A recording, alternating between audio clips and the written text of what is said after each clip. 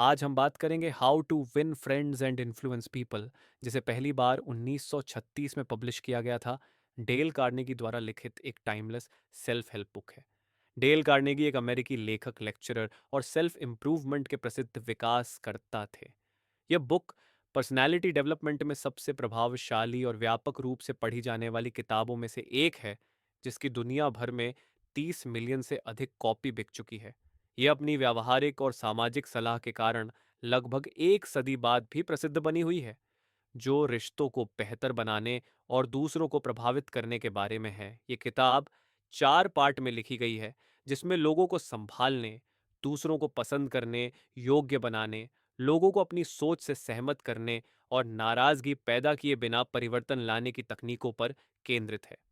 इसका मूल दर्शन सहानुभूति, सम्मान और दूसरों में वास्तविक रुचि के इर्द गिर्द घूमता है। कार्नेगी इस बात पर जोर देते हैं कि रिश्तों और प्रभाव में सफलता छल कपट से नहीं, बल्कि मानव स्वभाव को समझने और लोगों के साथ दयालुता और सराहना के साथ व्यवहार करने से मिलती है। कार्नेगी की बुक विश्वास, सहयोग और आपसी सम्मान को बढ़ावा देने के लिए एक रोड मैप प्रदान करती है।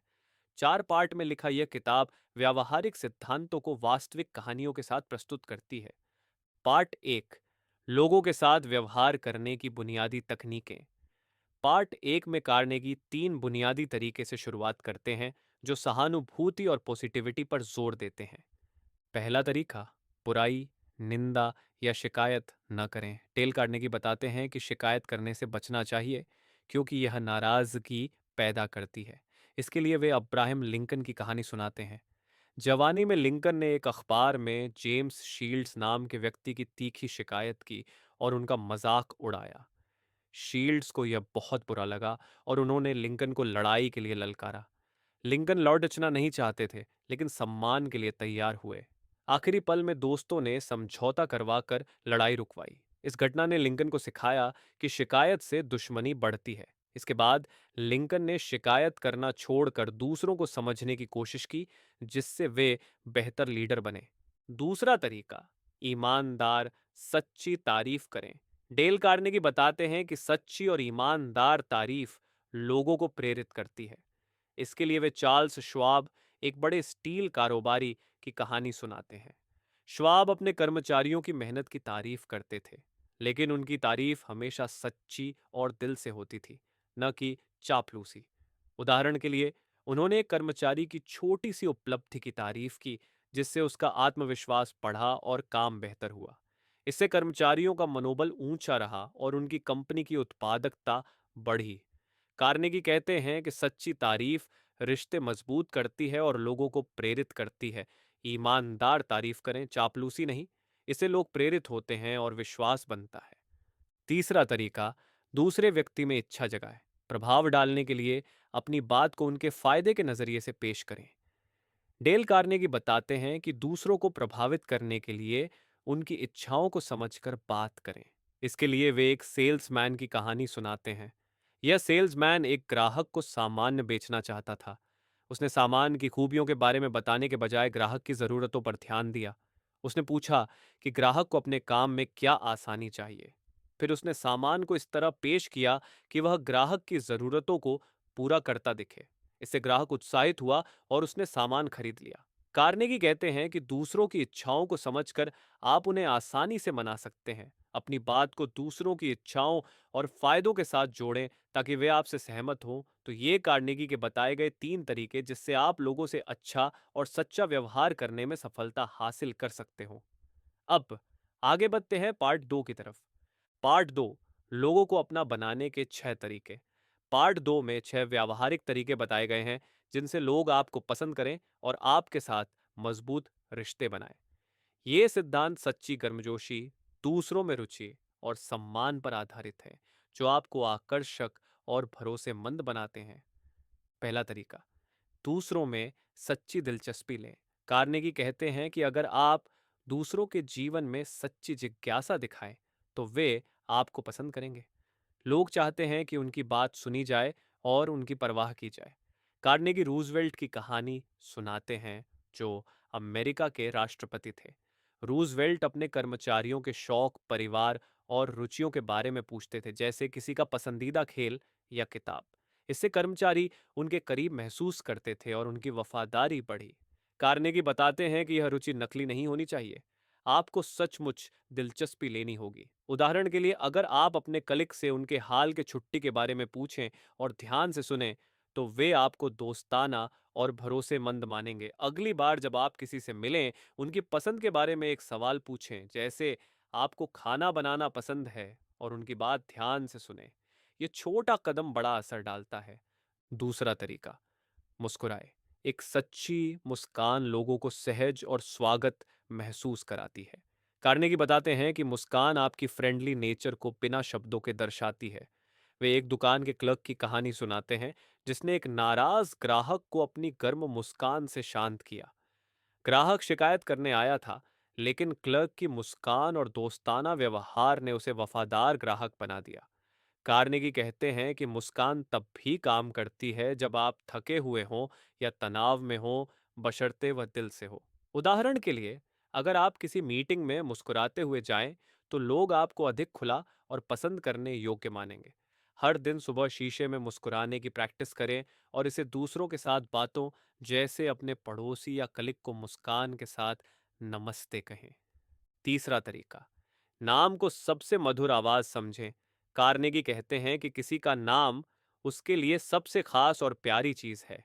नाम का उपयोग सम्मान और व्यक्तिगत ध्यान दर्शाता है।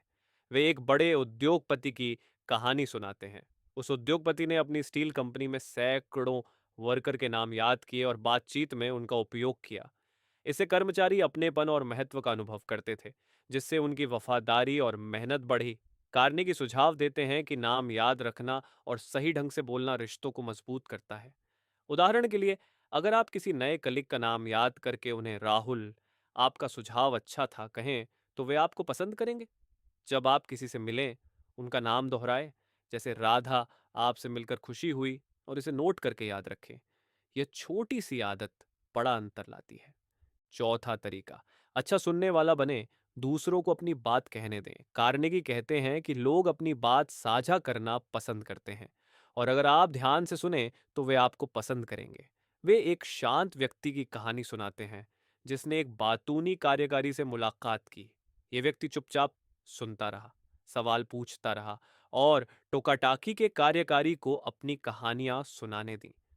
नतीजा, कार्यकारी ने उसे बहुत पसंद किया और दोस्त माना। कार्नेगी बताते हैं कि अच्छा श्रोता बनने के लिए आपको अपनी बात थोपने की जरूरत नहीं, बस दूसरों को बोलने का मौका दें। उदाहरण के लिए, अगर आपका दोस्त अपनी नई नौकरी के बारे में बता रहा है, तो उसे पूरी तरह सुने और सवाल पूछें, जैसे वहाँ का माहौल कैसा है। अगली बार बातचीत में अपनी कहानी सुनाने की जल्दी न करें। इसके बजाय दूसरे की बात को ध्यान से सुने और छोटे सवाल पूछें, जैसे फिर क्या हुआ। यह विश्वास बनाता है। पांचवा तरीका, दूसरे के दिलचस्पी की बात करें। दूसरों को पसंद करने के लिए उनकी रुचियों पर बात करें। कार्नेगी एक व्यवसाय की कहानी सुनाते हैं, जिसे एक ग्राहक के साथ सौदा करना था। उसने ग्राहक की मछली पकड़ने की रुचि के बारे में बात शुरू की, जिससे दोनों में दोस्ती हो गई और सौदा पक्का हुआ। कार्नेगी कहते हैं कि अगर आप दूसरों के शौक या रुचियों पर ध्यान दें, तो वे आपके साथ सहज महसूस करते हैं। उदाहरण के लिए, अगर आपका कलीग क्रिकेट पसंद करता है, तो उससे हाल के मैच के बारे में बात करें। यह छोटा कदम रिश्ते को मजबूत करता है। किसी से मिलने से पहले उनकी रुचियों के बारे में थोड़ा जानें, जैसे उनका पसंदीदा खेल या शौक, और उस पर बात शुरू करें। यह बातचीत को रोचक बनाता है। छठा तरीका, दूसरे को महत्वपूर्ण महसूस कराए। कार्नेगी कहते हैं कि अगर आप दूसरों को सच्चाई से महत्वपूर्ण महसूस कराएं, तो वे आपको पसंद करेंगे। वे एक शिक्षक की कहानी सुनाते हैं, जिन्होंने एक कमजोर छात्र की छोटी सी उपलब्धि की तारीफ की। इस तारीफ ने छात्र का आत्मविश्वास बढ़ाया और उसकी पढ़ाई में सुधार हुआ, जिसने उसकी जिंदगी बदल दी। कार्नेगी सुझाव देते हैं कि तारीफ हमेशा सच्ची होनी चाहिए, जैसे किसी की मेहनत या दयालुता की तारीफ करना। उदाहरण के लिए, अगर आपका कलीग समय पर प्रोजेक्ट पूरा करता है, तो कहें, तुमने इसे बहुत अच्छे से किया। हर दिन किसी की सच्ची तारीफ करें, जैसे अपने दोस्त की मदद की सराहना करें या कलीग के नए विचार की तारीफ करें। ये रिश्तों को मजबूत करता है। तो ये थे लोगों को अपना बनाने का 6 आसान और सरल तरीके। अब है तीसरे पार्ट की तरफ। पार्ट 3, लोगों को अपनी सोच से सहमत करने के तरीके। पार्ट 3 में टेल कार्नेगी 12 व्यावहारिक तरीके बताते हैं जिनसे आप दूसरों को बिना टकराव के अपनी सोच से सहमत कर सकते हैं। ये तरीके सहानुभूति, सम्मान और चतुराई पर आधारित है जो आपको प्रभावशाली और कूटनीतिक बनाते हैं। पहला तरीका, आर्ग्यूमेंट से बचें। कार्नेगी कहते हैं कि आर्ग्यूमेंट से कोई जीत नहीं मिलती, बल्कि नाराजगी बढ़ती है। वे बेंजामिन फ्रैंकलिन की कहानी सुनाते हैं जो जवानी में बहस करने के आदी थे। फ्रैंकलिन ने सीखा कि बहस से लोग अपनी राय और सख्त करते हैं। बाद में उन्होंने कूटनीति अपनाई और सवाल पूछकर दूसरों को अपनी बात समझाने लगे, जिससे उनका प्रभाव बढ़ा। उदाहरण के लिए, अगर कोई कलिक आपकी योजना से असहमत है तो आर्गुमेंट करने के बजाय पूछे, आप इसे कैसे बेहतर करेंगे। ये रिश्तों को बचाता है और सहमति बनाता है। अगली बार असहमति हो तो बहस करने के बजाय शांति से सवाल पूछें, जैसे आपका नजरिया क्या है। यह समझ बढ़ाता है। दूसरा तरीका, दूसरों के विचारों का सम्मान करें। कभी ना कहें आप गलत हैं। आप गलत हैं कहना लोगों को डिफेंसिव बनाता है। कार्नेगी एक मैनेजर की कहानी सुनाते हैं जिसने कर्मचारी की राय को पहले सुना और उसकी अच्छाइयों की तारीफ की, फिर अपनी बात धीरे से रखी। इससे कर्मचारी खुला रहा और सहमत हुआ। अगर आप किसी की राय को महत्व दें, जैसे मैं समझता हूं आप ऐसा क्यों सोचते हैं, तो वे आपकी बात सुनने को तैयार होते हैं। उदाहरण के लिए, अगर आपका दोस्त गलत तथ्य देता है तो कहें, यह दिलचस्प है, मैंने ऐसा सुना था, और फिर आप अपनी बात उसे समझाएं। किसी से असहमत होने पर पहले उनकी राय की तारीफ करें, फिर अपनी बात रखें, जैसे आपका विचार अच्छा है, क्या हम इसे इस तरह देख सकते हैं। तीसरा तरीका, अपनी गलती तुरंत स्वीकार करें। अपनी गलतियां जल्दी और सच्चाई से मान लेना सम्मान दिलाता है। कार्नेगी अपनी कहानी सुनाते हैं जब उन्होंने एक छोटी गलती स्वीकारी और माफी मांगी, जिससे सामने वाला नरम पड़ा और बातचीत बेहतर हुई। उदाहरण के लिए, अगर आपने मीटिंग में गलत तारीख बताई तो तुरंत कहें, मुझे माफ करें, मैंने गलत तारीख कही। ये दूसरों को खुला बनाता है। कार्नेगी कहते हैं कि गलती मानना कमजोरी नहीं, बल्कि ताकत है। अगली बार गलती हो तो तुरंत माफी मांगे, जैसे मुझे गलती हो गई, इसे ठीक करते हैं। ये विश्वास बढ़ाता है। चौथा तरीका, दोस्ताना ढंग से शुरू करें। बातचीत को हमेशा दोस्ताना और पॉजिटिव ढंग से शुरू करें। कार्नेगी एक वकील की कहानी सुनाते हैं जिसने एक मुश्किल केस को गर्मजोशी और सम्मान से शुरू करके जीता। भले ही आप असहमत हों, पहले दोस्ती का माहौल बनाएं। उदाहरण के लिए, अगर आप अपने बॉस से अतिरिक्त छुट्टी मांग रहे हैं तो कहें, आपकी टीम को संभालने का तरीका शानदार है, क्या हम छुट्टी की बात कर सकते हैं। ये तनाव कम करता है। हर बातचीत को तारीफ या पॉजिटिव टिप्पणी से शुरू करें, जैसे आपकी मेहनत कमाल की है, क्या हम इस पर बात करें। पांचवा तरीका, दूसरे को हाँ कहने दें। छोटे छोटे सवाल पूछकर सहमति बनाएं। कार्नेगी एक सेल्समैन की कहानी सुनाते हैं जिसने ग्राहक से ऐसे सवाल पूछे जिनका जवाब हाँ था, जैसे क्या आप समय बचाना चाहते हैं। इससे ग्राहक धीरे धीरे बड़े सौदे के लिए सहमत हुआ। यह तकनीक लोगों को आपकी बात के लिए तैयार करती है। उदाहरण के लिए, अगर आप किसी दोस्त को पिकनिक के लिए मनाना चाहते हैं तो पूछें, क्या तुम्हें बाहर समय बिताना पसंद है। फिर अपनी योजना पेश करें। बातचीत में ऐसे सवाल पूछें जिनका जवाब हाँ हो, जैसे क्या तुम्हें नया प्रोजेक्ट दिलचस्प लगता है, और फिर अपनी बात रखें। छठा तरीका, दूसरे को अपने सोच का मालिक महसूस कराएं। अपनी बात को इस तरह पेश करें कि दूसरा उसे अपना समझे। कार्नेगी एक मैनेजर की कहानी सुनाते हैं जिसने कर्मचारी को सुझाव देकर उसे समाधान का श्रेय दिया।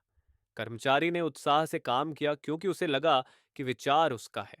उदाहरण के लिए, अगर आप चाहते हैं कि आपका कलिक प्रोजेक्ट का तरीका बदले तो कहें, तुम्हारे अनुभव से क्या यह तरीका काम करेगा। यह सहयोग बढ़ाता है। बात को सवाल के रूप में पेश करें, जैसे क्या हम इसे इस तरह आजमा सकते हैं, ताकि दूसरा उसे अपना विचार माने। सातवां तरीका, दूसरे के नजरिए से देखें। सहानुभूति से दूसरों की भावनाओं और विचारों को समझें। कार्नेगी अब्राहम लिंकन की कहानी सुनाते हैं जिन्होंने अपने प्रतिद्वंद्वियों के नजरिए को समझकर उनका दिल जीता।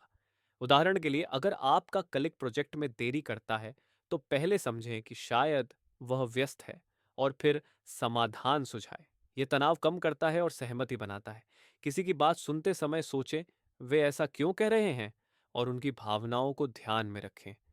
आठवां तरीका, उच्च आदर्शों की अपील करें। अपनी बात को सम्मान, निष्पक्षता या भलाई जैसे मूल्यों से जोड़ें।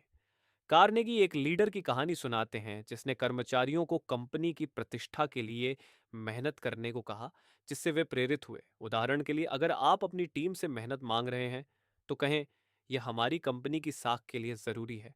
यह प्रेरणा देता है। अपनी बात को बड़े लक्ष्य से जोड़ें, जैसे यह हमारी टीम की एकता को दर्शाएगा। नौवां तरीका, अपने विचारों को नाटकीय बनाएं।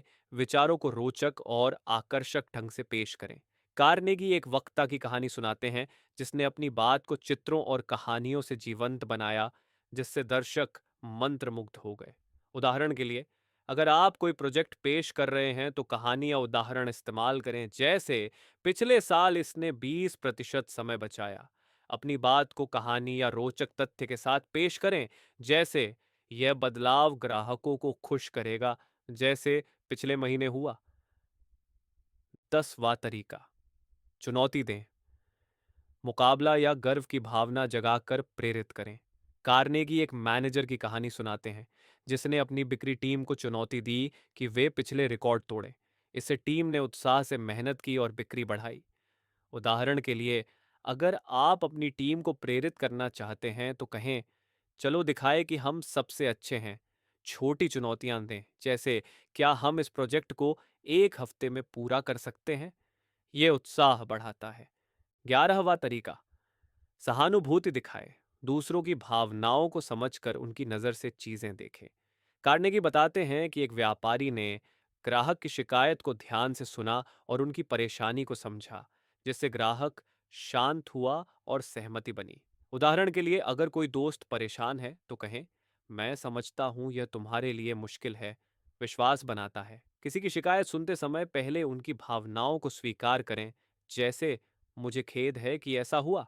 12वां तरीका, आदर के साथ प्रेरित करें। दूसरों को प्रेरित करने के लिए उनके आत्मसम्मान को बढ़ाएं। कार्नेगी एक शिक्षक की कहानी सुनाते हैं जिसने छात्र को तुम में बहुत संभावनाएं हैं कहकर प्रेरित किया। इससे छात्र ने बेहतर प्रदर्शन किया। उदाहरण के लिए, अपने कलीग को कहें, तुम इस प्रोजेक्ट को शानदार ढंग से संभाल सकते हो। दूसरों की क्षमता की तारीफ करें, जैसे तुम इस काम में माहिर हो। यह प्रेरणा देता है। तो ये थे लोगों को सहमत करने के आसान 12 तरीके। अब चलते हैं चौथे और आखिरी पार्ट की ओर। पार्ट 4, बिना नाराजगी या दुश्मनी के लीडर बने। पार्ट 4 में डेल कार्नेगी 9 व्यावहारिक तरीके बताते हैं जिनसे आप लीडरशिप हासिल कर सकते हैं और दूसरों को बदल सकते हैं, बिना उन्हें नाराज किए या दुश्मनी पैदा किए। यह सिद्धांत सहानुभूति, प्रेरणा और सम्मान पर आधारित है, जो आपको एक ऐसा लीडर बनाते हैं जिसे लोग पसंद करते हैं और फॉलो करते हैं। पहला तरीका, तारीफ से शुरू करें और सच्ची तारीफ करें। किसी को सलाह या सुधार बताने से पहले उनकी तारीफ करें। कार्नेगी एक सुपरवाइजर की कहानी सुनाते हैं जिसने एक कर्मचारी की गलती सुधारने से पहले उनकी मेहनत की तारीफ की, जैसे तुम्हारा समय पर काम पूरा करना शानदार है। इससे कर्मचारी खुला रहा और सुझाव को स्वीकार किया। तारीफ से पॉजिटिव माहौल बनता है। उदाहरण के लिए, अगर आप अपने कलीग से प्रोजेक्ट में बदलाव चाहते हैं तो पहले कहें, तुम्हारा विचार बहुत अच्छा है, फिर आप अपना सुझाव दें। यह तरीका नाराजगी रोकता है। सुधार बताने से पहले हमेशा कुछ अच्छा बोलें, जैसे तुम्हारी मेहनत कमाल की है, क्या हम इसे थोड़ा और बेहतर कर सकते हैं। दूसरा तरीका, गलतियों को इनडायरेक्ट रूप से बताएं। सीधे गलती बताने से लोग डिफेंसिव हो जाते हैं। कार्नेगी एक लीडर की कहानी सुनाते हैं जिसने कर्मचारी की गलती को सीधे न बताकर सुझाव दिया, जैसे शायद इसे इस तरह करना आसान होगा। इसे कर्मचारी ने बिना शर्मिंदगी के सुधार किया। उदाहरण के लिए, अगर आपका दोस्त गलत डेटा देता है तो कहें, मुझे लगता है ये आंकड़े थोड़े अलग हो सकते हैं, चलो चेक करें। यह सम्मान बनाए रखता है। गलती बताने के बजाय सवाल पूछें या सुझाव दें, जैसे क्या इसे इस तरह आजमाने से बेहतर होगा। तीसरा तरीका, पहले अपनी गलतियां स्वीकार करें। दूसरों को सुधारने से पहले अपनी गलतियां मान लेना उन्हें खुला बनाता है। कार्नेगी एक मैनेजर की कहानी सुनाते हैं जिसने कर्मचारी को सलाह देने से पहले अपनी गलती साझा की, जैसे मैंने भी पहले ऐसा गलत किया था। इससे कर्मचारी ने बिना नाराज हुए सलाह मानी।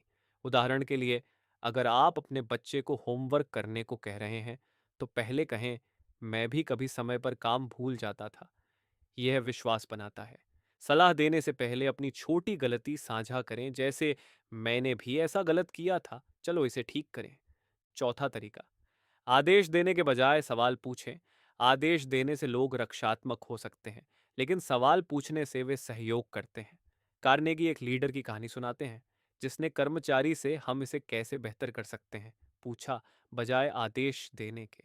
इससे कर्मचारी ने उत्साह से सुझाव दिए। उदाहरण के लिए, अगर आप अपने कलिग से जल्दी काम पूरा करने को कहना चाहते हैं, तो पूछें, क्या हम इसे शुक्रवार तक खत्म कर सकते हैं? यह सम्मान और सहयोग बढ़ाता है। आदेश देने के बजाय सवाल पूछें, जैसे क्या हम इस प्रोजेक्ट को इस तरह पूरा कर सकते हैं? पांचवा तरीका, दूसरे का सम्मान बचाए। सुधार करते समय दूसरों की गरिमा का ध्यान रखें। कार्नेगी एक बॉस की कहानी सुनाते हैं, जिसने एक कर्मचारी को गलती की वजह से बिना शर्मिंदगी के नया काम दिया। इससे कर्मचारी का आत्मविश्वास बना रहा। उदाहरण के लिए, अगर आपका कलिक प्रेजेंटेशन में गलती करता है, तो कहें, यह बहुत अच्छा था, अगली बार शायद हम इसे और बेहतर करें। यह नाराजगी रोकता है। सुधार बताते समय पॉजिटिव भाषा चुनें, जैसे तुमने अच्छा किया, शायद इसे थोड़ा और पॉलिश करें। छठा तरीका, हर सुधार की तारीफ करें। छोटे छोटे सुधारों की तारीफ करने से लोग प्रेरित होते हैं। कार्नेगी एक शिक्षक की कहानी सुनाते हैं, जिसने एक छात्र की छोटी प्रगति की तारीफ की, जैसे तुम्हारा जवाब बहुत बेहतर हुआ है। इससे छात्र की मेहनत बढ़ी। उदाहरण के लिए, अगर आपकी टीम प्रोजेक्ट में थोड़ा सुधार करती है, तो कहें, यह कदम शानदार है, चलो और आगे बढ़ें। ये उत्साह बढ़ाता है। हर छोटी सफलता की तारीफ करें, जैसे तुमने इस बार समय पर काम पूरा किया, कमाल है। सातवां तरीका, उम्मीदों को रोशनी दें। दूसरों की संभावनाओं को उजागर करें ताकि वे बेहतर बने। कार्नेगी एक मैनेजर की कहानी सुनाते हैं, जिसने एक कर्मचारी को स्वाभाविक लीडर कहा, जिससे वह मेहनत करने लगा। उदाहरण के लिए, अपने कलीग से कहें, तुम इस प्रोजेक्ट को शानदार ढंग से संभाल सकते हो। ये प्रेरणा देता है। दूसरों की क्षमता की तारीफ करें, जैसे मुझे यकीन है तुम इस काम में माहिर हो। आठवां तरीका, गलती को आसान बनाए। सुधार को सरल और आसान दिखाए ताकि लोग आत्मविश्वास महसूस करें। कार्नेगी एक कोच की कहानी सुनाते हैं, जिसने खिलाड़ी को बताया कि उसकी गलती छोटी और ठीक करने योग्य है। इससे खिलाड़ी ने बिना डर के सुधार किया। उदाहरण के लिए, अगर आपका दोस्त प्रेजेंटेशन में घबराता है, तो कहें, थोड़ा अभ्यास और तुम इसे बखूबी कर लोगे। गलतियों को छोटा दिखाए, जैसे ये छोटी सी बात है, हम इसे आसानी से ठीक कर सकते हैं। नौवां तरीका, लोगों को खुशी से काम करने दें। कार्य को अवसर के रूप में पेश करें ताकि लोग उत्साह से काम करें। कार्नेगी एक लीडर की कहानी सुनाते हैं, जिसने अपनी टीम को साझा लक्ष्य, जैसे ग्राहकों को खुश करना, से प्रेरित किया। इससे टीम ने खुशी से मेहनत की। उदाहरण के लिए, अपनी टीम से कहें, यह प्रोजेक्ट हमारी कंपनी की साख बढ़ाएगा, चलो इसे शानदार बनाइए। काम को सकारात्मक लक्ष्य से जोड़ें, जैसे यह प्रोजेक्ट हमारी टीम को चमकाएगा। तो ये थे एक अच्छा और काबिल लीडर बनने के 9 तरीके। डेल कार्नेगी की book how to win friends and influence people हमें सिखाता है, जीवन में सच्ची सफलता और प्रभाव तब मिलता है जब हम दूसरों के साथ विनम्रता, ईमानदारी और सहानुभूति से पेश आते हैं। ये बुक आपको सिखाती है कि लोगों के दिल जीतने और उनके विचारों को प्रभावित करने का सबसे अच्छा तरीका है कि आप पहले उनकी भावनाओं, विचारों और ज़रूरतों को समझें। इन सिद्धांतों को अपनाकर आप न केवल बेहतर रिश्ते बना सकते हैं, बल्कि अपने पर्सनल और प्रोफेशनल जीवन में भी पॉजिटिव बदलाव ला सकते हैं। नरेशन नेशन में how to win friends and influence people की इस गहरी यात्रा के लिए धन्यवाद। अगर ये आपको पसंद आया, तो इसे अपने दोस्तों और परिवार के साथ साझा करें और ऑडियो बुक सार के लिए हमारे चैनल को सब्सक्राइब करें। अगली बार तक समझदारी और प्यार के साथ। जी, नमस्ते।